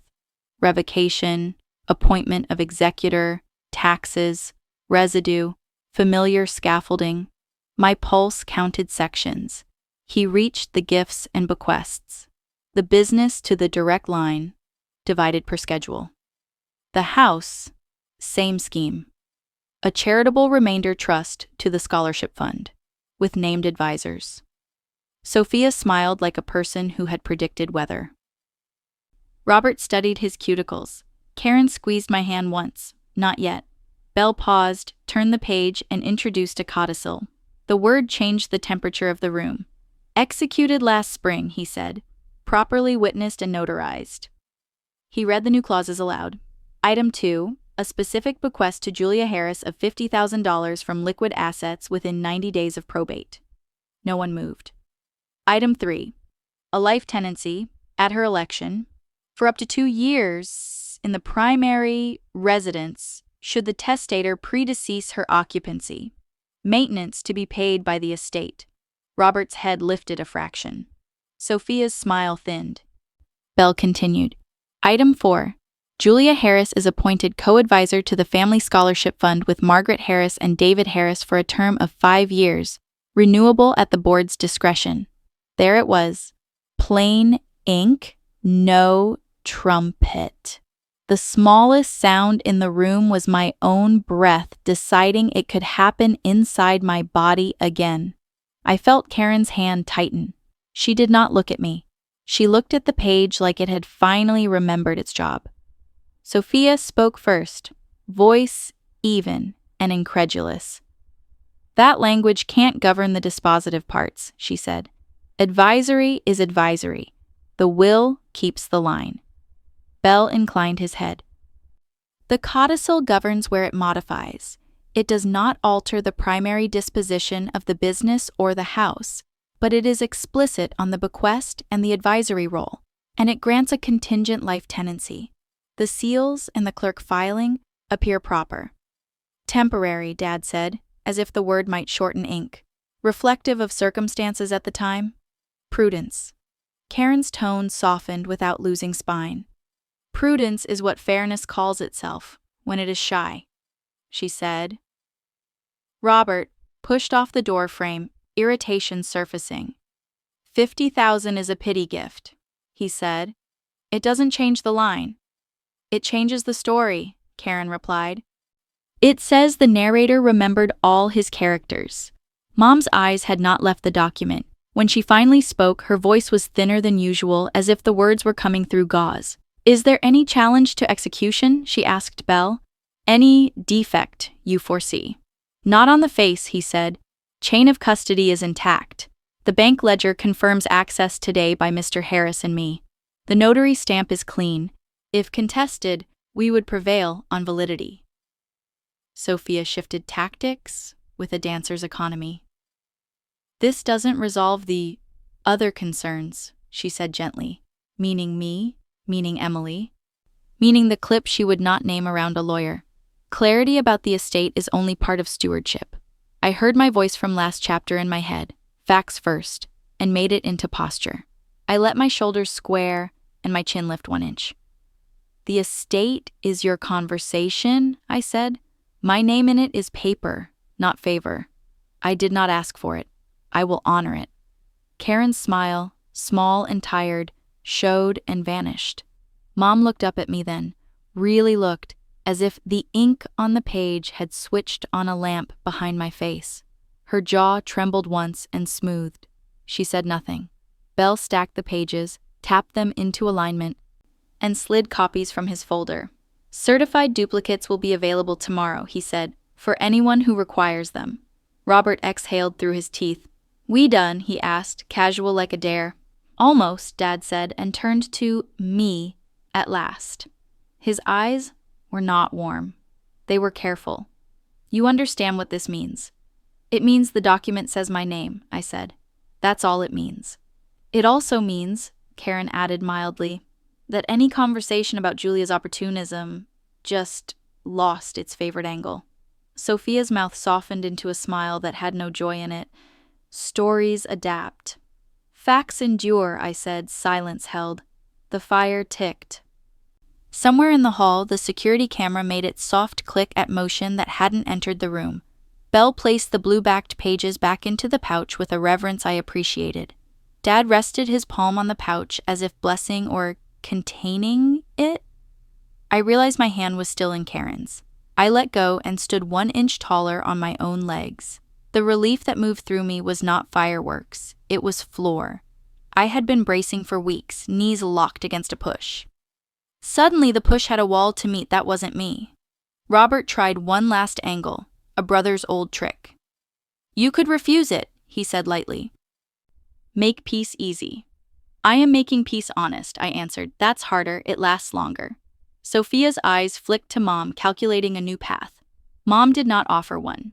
She studied the codicil copy Belle had laid near her hand, index finger on my name, as if testing whether ink could be raised like a bruise. I will fulfill the advisory role for the fund, I said into the quiet, because stating an intention is a way of standing. I know the schools that stretch $1. I will be useful. Belle nodded once, something like approval he would deny if asked. Dad said nothing. Robert rolled his shoulder, already bored with a scene that didn't end in applause. Sophia smoothed the hem of her winter white and hid the loss in movement. Thank you, I said to no one in particular and everyone at once. The room did not cheer. It exhaled. The air felt less charged, like a storm had circled and decided to spend its rain elsewhere. Karen squeezed my elbow, brief and quiet, the way you steady a person stepping off a boat. I looked at Mom. Her eyes were bright but dry. She opened her mouth, closed it, opened it again. When the words came, they were not an apology and not a verdict. They were a fragile bridge laid from her shore toward mine and left there, untraveled, for a moment longer. She stayed silent. Silence settled over the living room like a heavy quilt. The pouch lay closed again on the coffee table, the blue edges hidden, the sentence it had delivered still ringing in the air. No one reached for almonds. No one adjusted a cushion or cleared a throat. We were all waiting for someone else to make the first noise, so we could decide what kind it should be. I looked at Mom. Her spine was perfect as always, but the muscles around her mouth trembled. In the church on my wedding day, her eyes had been all verdict. Now, they were something harder to name. Care flattened by pride, fear braided with dignity. When she blinked, a tear broke loose and surprised her cheek. She tried to catch it with the back of her hand and missed, then let the next one fall without chasing it. The sight unlatched something in my chest I hadn't known I was locking. Sophia moved first, as if silence were a stage cue she knew how to answer. We're letting paper distract us, she said softly, an actress trying for compassion and landing on control. This doesn't address the larger problem. Money isn't the only stewardship. Narrative is stewardship. Reputation, the child. Aunt Karen didn't look at her. She was watching Mom the way you watch a glass set too near the edge. Margaret, she said gently, breathe. Mom inhaled like a swimmer touching the wall. Her fingers pressed the codicil copy, then flattened. She didn't speak. Sophia turned to me, smile precise. Julia, you could ease this. Decline the advisory role, decline the bequest. Show the community that you aren't here to harvest what you didn't sow. Community, I said, because the word tasted like a mask. You mean the people who like to be reassured that women stay out of sentences they didn't write? Sophia's eyes flashed. I mean the people who keep the doors open and the lights on, the ones who notice when lines blur. You've put all of us in a position. Karen's head tipped. She didn't teach a child that word, she said. She didn't splice that file. Those were positions created for her. Sophia exhaled a small laugh. Oh, Karen, you always did love the underdog. It's very charming when you're not risking the kennel. Dad shifted near the window, a gesture that held and released 100 unsaid things. Robert pushed off the doorframe and tried on nonchalance with a crease. I don't see why we're still here, he said. The big reveal happened. Clocks don't run backward. The clock is not the only measure, Karen said. I folded my hands so they wouldn't announce the tremor that had returned. I'm not giving a press conference, I said, quiet. I'm not auditioning for sainthood. I'm telling you plainly, I will perform the advisory duties, and I will not apologize for the noun the paper used for me. Sophia's smile thinned.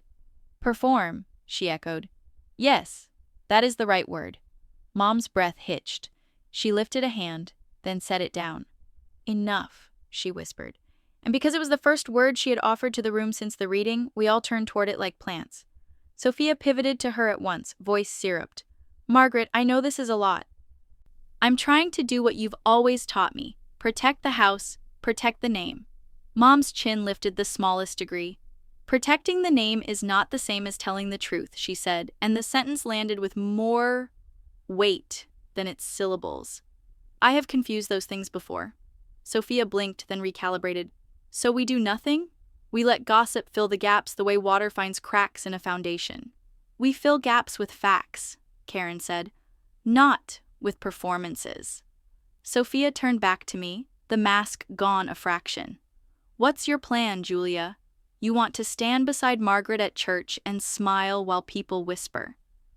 You want to sit on the fun like you own it. You want to pretend your recording isn't edited like a campaign ad.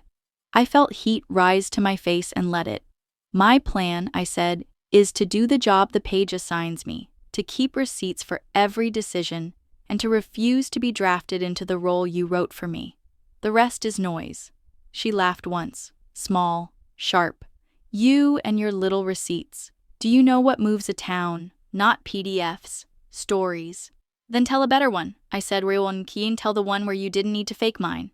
For a heartbeat, the room went flatter than silence. Sophia's cheek twitched. The smile didn't come back. You'll regret this, she said. It wasn't a threat, it was a hope.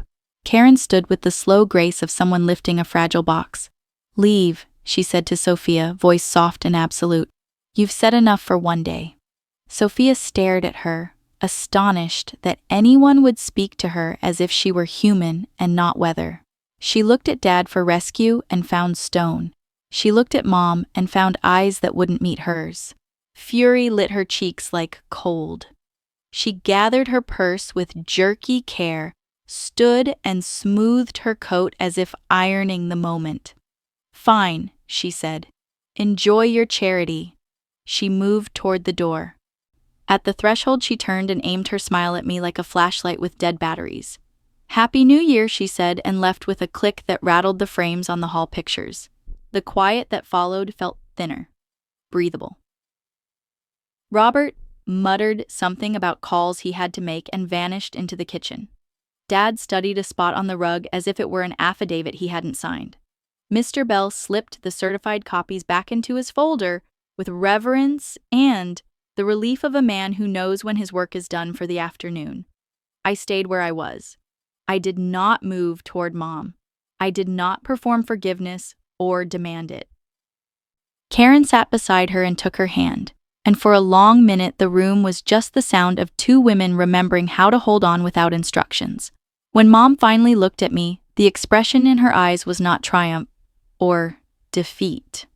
It was a plea, with dignity stitched to the edges. Her voice, when it came, was the softest sound in the house. Give me time, she whispered. I nodded once. The promise sat in my chest like a small, steady flame.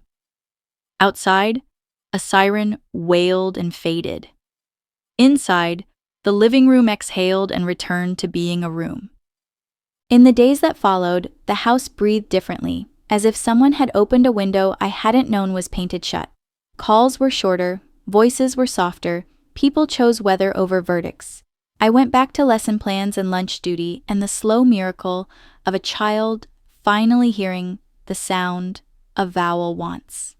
The codicil lived in a folder now, duplicated and certified, not a rumor, but a page. I told myself that ordinary could be enough. Still, the space around Mom felt like a missing step on a staircase. She answered my texts with punctuation more than words. When I offered to bring soup, she sent a thumbs up and then a period. which is not the same as appetite. I tried not to translate silence into accusation. Pride has its own timetable. Dignity does too. David helped by doing what he does best, fixing the small things that make a room kind. He replaced the humming bulb in the hallway. He brought home hyacinths that insisted on being spring even in January. He made pasta and pretended not to taste the worry I hadn't seasoned out. At night, we lay side by side, our shoulders barely touching, and let the ceiling fan write circles over our foreheads until sleep remembered us. On Thursday, the doorbell rang at 5. I checked the peephole and saw Mom standing on the mat with a paper bag and a face she had practiced in the car. I opened the door before I could rehearse. "Come in," I said. My voice landed steadier than I felt. She stepped inside, looked around, as if auditing the furniture. "It's warm," she said, which in her language counts as affectionate. She held up the bag. "I brought cookies. They're not very good." "They don't have to be," I said. "They just have to be here." We sat at the table.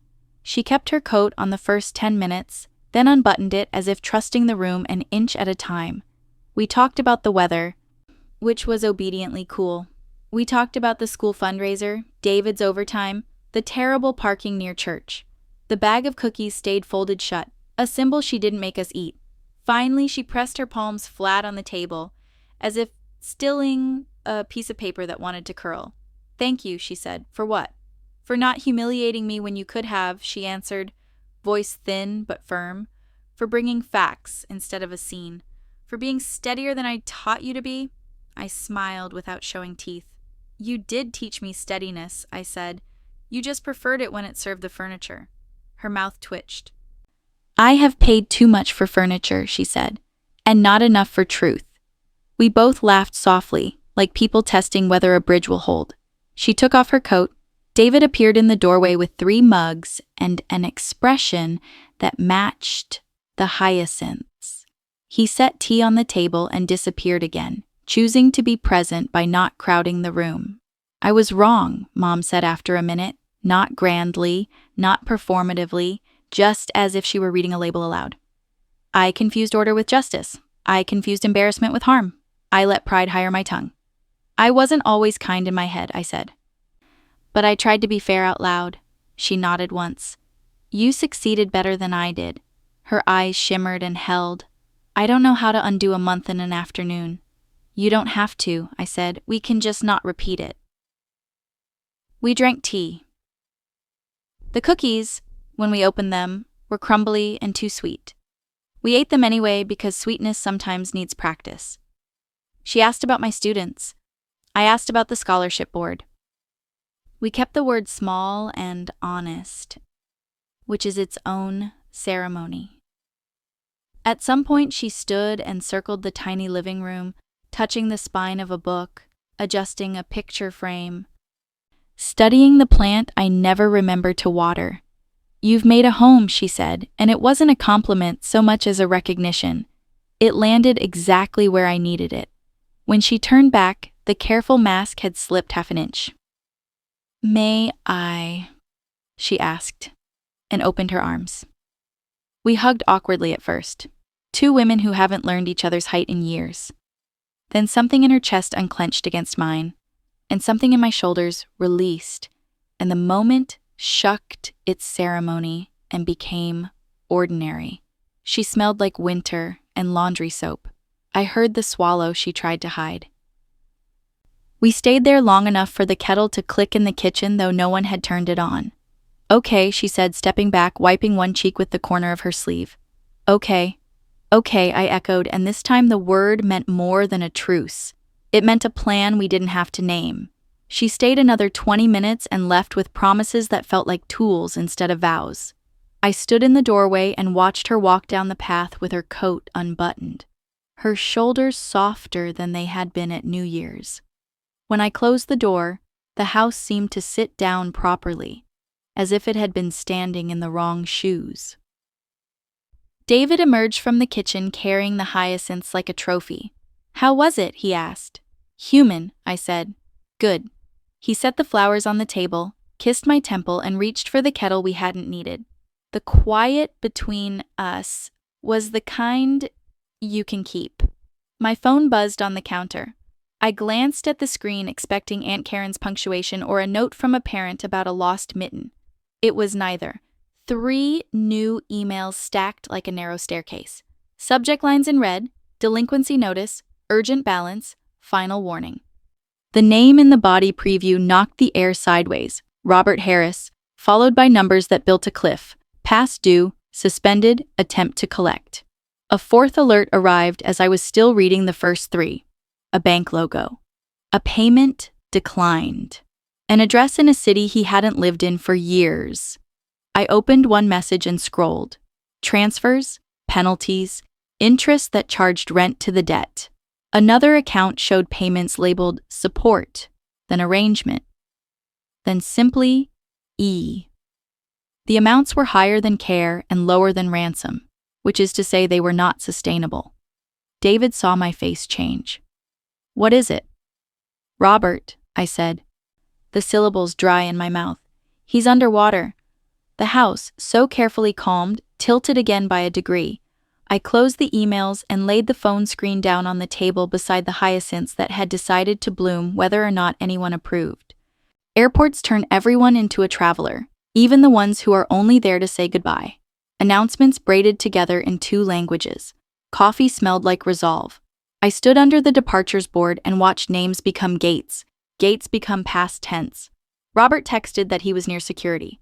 I told him I would meet him by the windows where the planes taxied like patient animals. He looked smaller than the last time I'd seen him, as if debt had been scooping him out a spoonful at a time. The jacket he wore in December had lost its confidence. Emily sat beside him with her rabbit tucked under one arm and a sky-blue backpack at her feet.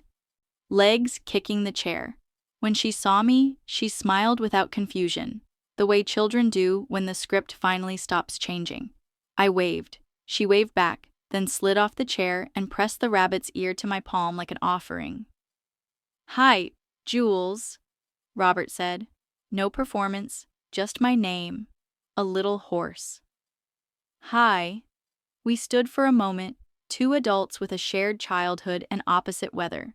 The memory of his first entrance, front door, practice grin, the word he taught a child, flashed and didn't burn. The scar was a fact now, not a flame. Pre-boarding for unaccompanied minors, a gate agent called, cheerful as a metronome. Robert crouched to Emily's height. Time to go with Ms. Connie, he said, pointing toward the agent. You'll be with Aunt Tessa when you land. Emily nodded and hugged him, quick and fierce, then turned to me as if we had always known the choreography. Bye, Julia, she said, not Mom, just my name, light in her mouth. Safe flight, I said, drink water, draw rabbits. She rolled her eyes in the way only 6-year-olds can manage and held up a sketchbook as proof. Then she took the agent's hand and followed the little parade of children down the jet bridge without looking back. The rabbit's ear peeked out of her backpack like a flag deciding which wind to trust. We watched until the door closed. The sudden quiet where a child has been is its own weather system. She'll be okay, Robert said mostly to himself. Good so. Now talk to me. He rubbed the bridge of his nose the way our father used to when bills arrived. I'm sorry, he said. The words came out plain, unembroidered. For the room, for the lie, for using her, for using you when I ran out of other people to use. I let the apology sit between us long enough to be true. Why now? Because the accounts ran out of music, he said, wry and tired. Because every door I opened led back to the one I slammed 10 years ago. Because I wanted someone to hold a rope while I called it a bridge. He swallowed. You were steady. I tried to spend you like money. We stood by the glass. A plane's nose tilted toward the runway and waited its turn. Where are you going? I asked. Toronto for a while, he said. Cousin has a warehouse job. Cash. No glamour. I'll pay down what I can. I'll come back clean or not at all. And Emily, her mother's sister, he said. Paperwork is happening. Real paperwork this time. Not the kind you say out loud to make things feel official. The gate next to us called another city. People lined up like thoughts that finally wanted an exit. I accept your apology, I said, but forgiveness isn't a hall pass. Here are the terms. I counted on my fingers because lists make promises visible.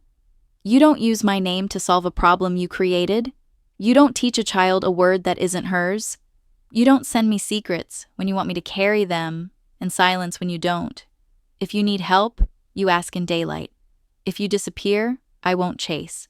He nodded as if he had expected anger and found audit instead. Fair, he said, I can do daylight. And you write, I added, not essays, just proof of life, a city, a shift, a meal that wasn't from a vending machine. He almost smiled.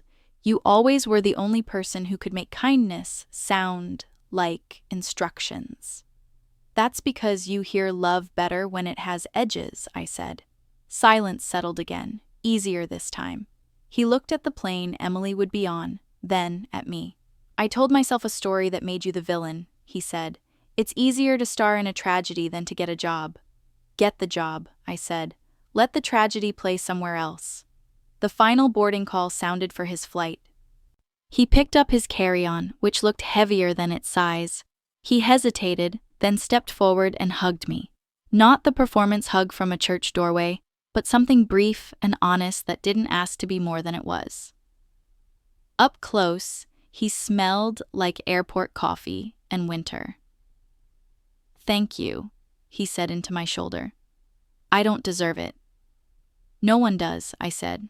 That's not the point. He stepped back, swiped his eyes with the heel of his hand, and gave me a small, rueful salute.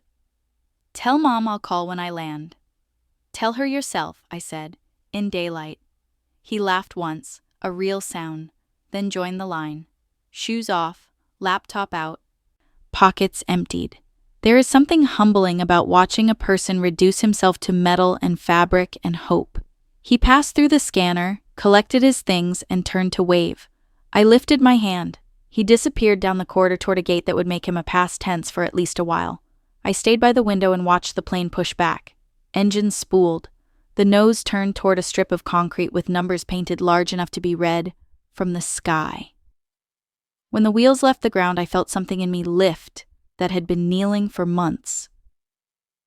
On the way to the parking garage, I didn't rehearse speeches or queue up grievances for a judge who wasn't coming. I texted Aunt Karen a single dot. She sent back one of her own. David wrote, "Home by 6?" I typed, "Yes," and meant it, without condition. Outside, the air was the thin blue that follows a storm that ran out of rain. I stood for a moment on the curb and let it move through me. Engine smell, cold metal, the faint sweetness of someone's gum, snapped in half. Then, I walked to the car, started the engine, and felt the seat hold me like a statement I could finally sign. I drove home lighter than I'd arrived, not because anything miraculous had happened, but because I had put the past back where it belongs, behind me, visible in the mirror, not steering the wheel. I left the airport in the fading afternoon light, the doors closing behind me as if sealing away an old chapter of my life. Sitting behind the wheel, I realized that peace only comes when we dare to set clear boundaries, when we choose justice and self-respect over blind endurance. In life, filial piety without respect becomes chains sooner or later. Only with law and dignity can we truly hold on to ourselves. The smell of freshly cooked rice drifting from a neighbor's home eased my heart, like a quiet sign of a new beginning. If this story touched you, please like, share, subscribe, and leave a comment. Type 1 if you feel the same. Type 2 if you think something could be improved.